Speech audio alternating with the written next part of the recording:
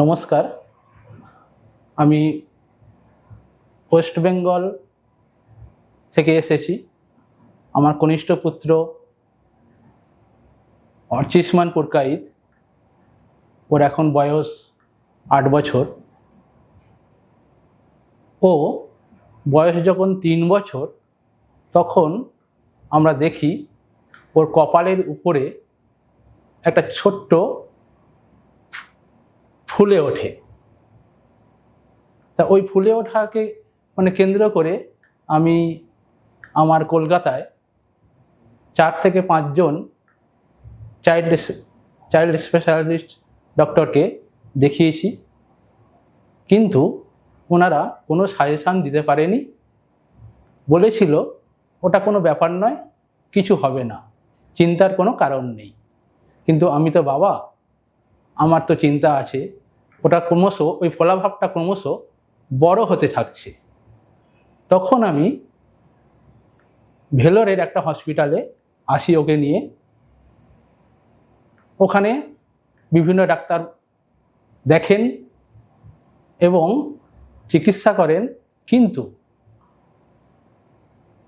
ওরা ঠিক মতো সাজেশান দিতে পারেনি যে কী রোগ হয়েছে। তারপরে ওনারা একজন এন্ডোক্রাইনোলজিস্ট ডক্টরের কাছে পাঠায়। উনি টেস্ট করে দেখেন যে ওর শরীরে হিমোগ্লোবিন কম। তখন ডিএনএ টেস্ট করতে বলেন। আমরা ওখান থেকে ডিএনএ টেস্ট করাই। ডিএনএ টেস্টে ধরা পড়ে ওর অস্টিওপেট্রোসিস রোগ হয়েছে, এবং ওই অস্টিওপেট্রোসিস রোগের জন্য কেবলমাত্র বোন ম্যারো ট্রান্সপ্লান্টেশনেই প্রয়োজন, এছাড়া অন্য কোনো উপায় নেই।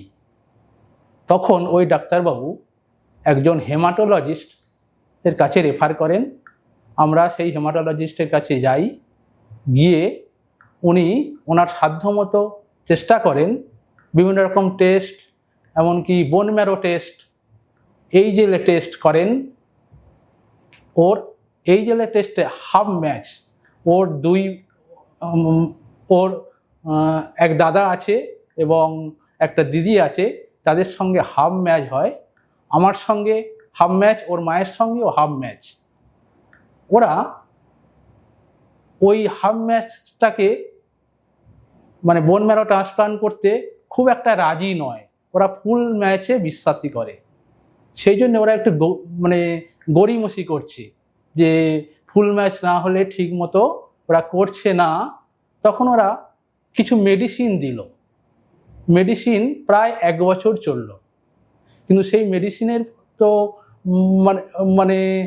ঠিক নয়। মেডিসিনের সাহায্যে এই রোগটা কমপ্লিটলি কিওর হবে না। একমাত্র চিকিৎসা বোন ম্যারো ট্রান্সপ্লান্ট। যে ডাক্তারের সঙ্গে আমার ছেলের এই চিকিৎসা চলছিল ওখানে, তিনি হঠাৎ করে চলে যান অন্য জায়গায়। আর একমাত্র পেডিয়াট্রিক হেমাটোলজিস্ট বলতে উনিই ছিলেন, আর কেউ পেডিয়াট্রিক হেমাটোলজি ওখানে ছিল না। সেই জন্য আমার চিন্তা আরও বেড়ে গেল। আমি সঙ্গে সঙ্গে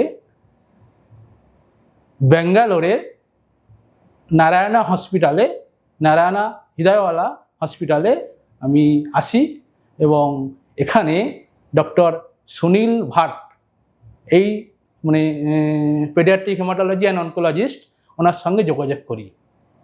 উনি আমাদের আশ্বস্ত করেন যে হাফ ম্যাচ আছে সেটাকে জার্মান কিটের সাহায্যে ফুল ম্যাচে সমগোত্রীয় করে ওর বোন ম্যারো ট্রান্সপ্লান্টটা সম্পূর্ণভাবে কিওর করে ও রোগটা সম্পূর্ণভাবে সেরে যাবে। উনি আমাদের আশ্বস্ত করেন। তা আমরা ওনার পরামর্শ মতো এখানে সেইভাবে 2024 সালের নভেম্বর মাস থেকে ওনার আন্ডারে উনি যেভাবে বলেছেন সেইভাবে আমরা ওনার চিকিৎসা করাই। আমার ছেলের 4 জানুয়ারি বোন ম্যারো ট্রান্সপ্লান্ট হয়। ওর আর কোনো সমস্যা নেই। আজ আমাদের মানে রিলিজ করে দিয়েছেন। আমরা এখন বাড়িতেই আর কি যাব, এই রকম প্রিপারেশান নিচ্ছি। উনি উনি মানে ডক্টর সুনীল ভাট আমাদের কাছে যেন ভগবানের মতো এসে ওর চিকিৎসা অত্যন্ত মানে সফলতা আমরা পেয়েছি।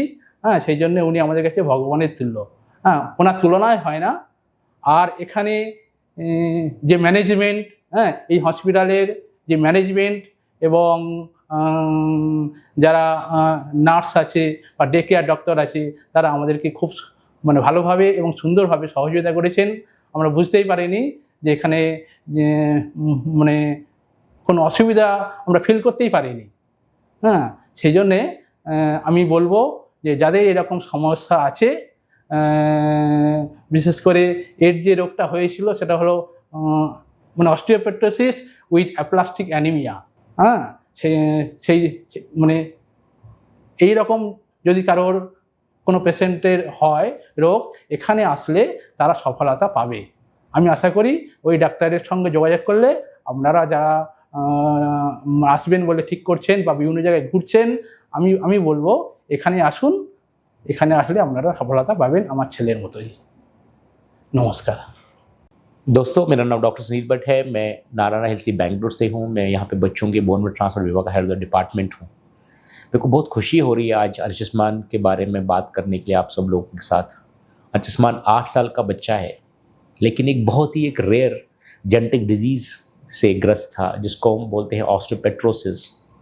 ऑस्टियोपेट्रोसिस एक ऐसी कंडीशन है जो जन्म से बच्चे में आ सकती है, जेनेटिक कंडीशन है। लेकिन कुछ साल तक बच्चे ठीक रह सकते हैं, लेकिन कुछ साल की उम्र होने के बाद में इनकी जो बोन्स की जो डेंसिटी है वो बढ़ना शुरू हो जाती है। बोन्स काफ़ी हार्ड हो जाती हैं। उसकी वजह से इनको देखने में, सुनाई में प्रॉब्लम हो सकती है। इनकी न्यूरोलॉजिकल डेवलपमेंट में प्रॉब्लम हो सकती है। और उनका जो बोन मैरो है वो फेल होना शुरू हो जाता है, क्योंकि बोन मैरो में जो प्रोडक्शन है ब्लड का वो कम हो जाता है। अर्जुस्मान का भी ऑस्टियोपेट्रोसिस की वजह से बोन मैरो फेलियर होना शुरू हो गया था। उनका ब्लड जो है वो नहीं ठीक से बन रहा था और उसकी वजह से एप्लास्टिक एनीमिया डेवलप हो गया था ऑस्टियोपेट्रोसिस की वजह से। इस कंडीशन में बोन मैरो ट्रांसप्लांट एक इलाज है जिसका हम इसको परमानेंटली ठीक कर सकते हैं। ऑस्टियोपेट्रोसिस एप्लास्टिक एनीमिया जो ऑस्टियोपेट्रोसिस की वजह से डेवलप हुआ था, उसमें ट्रांसप्लांट जो है, बोन मैरो ट्रांसप्लांट काफ़ी रिस्की प्रोसीजर है, काफ़ी डिफ़िकल्ट प्रोसीजर है, क्योंकि ये जो सख्त बोन्स है, जो हड्डियाँ काफ़ी सख्त हो चुकी है बीमारी की वजह से, वहाँ पे नए बोन मैरो का विकास होना बहुत ही मुश्किल होता है। तो इन बच्चों में रिजेक्शन के चांसेस बहुत ज़्यादा होते हैं ट्रांसप्लांट के बाद में। लेकिन यही एक इलाज है जो उसको हम कर सकते हैं। अर्जुस्मान यहाँ पे इलाज के लिए आया। हमने HLA टाइपिंग में देखा कि इनके घर में कोई फुल मैच नहीं था इनके लिए जो डोनेट कर सकता था। बाहर भी कोई अनरिलेटेड डोनर भी कोई नहीं मिला जिनके फुल मैच जो था उसके लिए हम डोनेट करा सकते थे। इसलिए हमने ये डिसाइड किया कि हम इनके फादर की सेल्स यूज़ करके इनको ठीक किया जाए, जिसको बोलते हैं haploidal transplant, half match donor transplant. तो हाफ मैच डोनर ट्रांसप्लांट से इनके जो पेरेंट्स का सेल्स यूज़ किया गया अर्जुस्मान का, हमने इसका ट्रांसप्लांट ऑलमोस्ट 4 महीने पहले किया है। क्योंकि हाफ मैच ट्रांसप्लांट में ग्राफ्ट वर्सेस होस्ट डिजीज झगड़ा होने के चांसेस ज़्यादा होते हैं, तो नई टेक्नोलॉजी यूज़ करेंगे जिसको बोलते हैं T-सेल अल्फा बीटा डिप्लीशन। हमने T-सेल अल्फा डिप्लीशन से हाफ मैच सेल्स ली इनके पेरेंट्स से, उनको यूज़ किया गया ट्रांसप्लांट के लिए। अभी अर्जुस्मान 4 महीना ट्रांसप्लांट हो चुके हैं और इनका जो है ट्रांसप्लांट सक्सेसफुल है, सफल है।